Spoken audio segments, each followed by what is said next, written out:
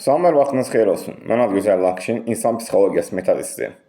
Bugünkü mövzumuz ondan ibarət olacaq ki, əksər sosial platformalarda TikTok, Instagram, yaxud ümumən istənilən sosial platformaları nümunə çəksək, saat 11-12-dən sonra həqiqətən qeyri-əxlaqi, yəni belə hətta desək, əxlaqsız olaraq çox canlı yayınmı, insanların şəxsi həyatının göz qabağında olması, az qalsın ekran qabağında lüt soyunub gəlsin.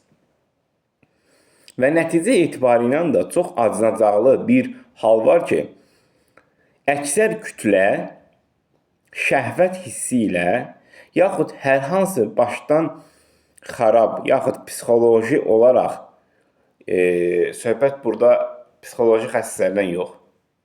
Məsələn, sən xəstə deyilsən, amma sən xəstə yerinə özün imajın düşür.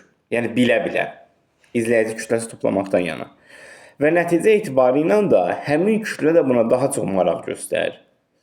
Sanki gülünc obyektinə, yaxud hər hansı əxlaqsız şeylərə maraq daha çoxdur.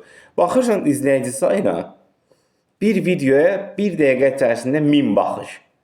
Baxırsan ki, hər hansı elmi və ya müsbət təsirli olan izləyici kütləcisi çox gec toplanır. Və nəticə etibarıyla da ona hətta baxış sayı günü-gündən də düşür aşağı. Çünki insanların nə təhsil, nə müsbət və 60-65%, hətta statistikada 70% belədir. Pis şeyə hər zaman maraq daha çoxdur. Və nəticə etibarıyla da günə muzd əmək haqqının artma performansı artır. Gündən günə. Niyə? Çünki insan heç zaman ikinci plan olaraq nə şəxsi biznesini, yaxud hər hansı bir növ gününü müsbətə çevirməklə bağlı bir şey fikirləşmir. Ancaq bugün getdi, işləyir də 700-800 min manat maaş, bir loru bir məsələ kobud səsəsində ala başına, külü başına.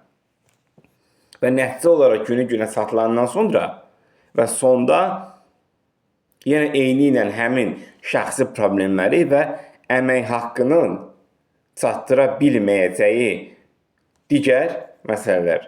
Hansı ki, kommunalını getdin sən, verdin, ödədin pulu, yaxud yemək, içmək, ora-bura, yerdə qalan arxaya da pul atılmaq olmadı və nəticə olaraq bir quru maaşdan ömür gün başa vuruldu. Və sonunda inkişaf sıfır. Buna görə hər zaman çalışın, mənfidən də müsbət çıxartmağı və inkişaf etməyi öyrən.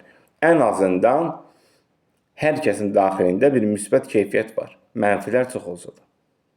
Və bunu ortalığa, yaxud üzə çıxarmaq, bacarmaq lazımdır. Bacarmayacaqsansa, sən pis həyat tərzin daha da çox pis olacaq və inkişaf heç gözləmə bundan sonra. Bu qədər. Psixoloji seanslarımız davam edir və əyani və onlayn şəkildə həyata keçirilir. Suallarınız olduğu təqdirdə verə bilərsiniz.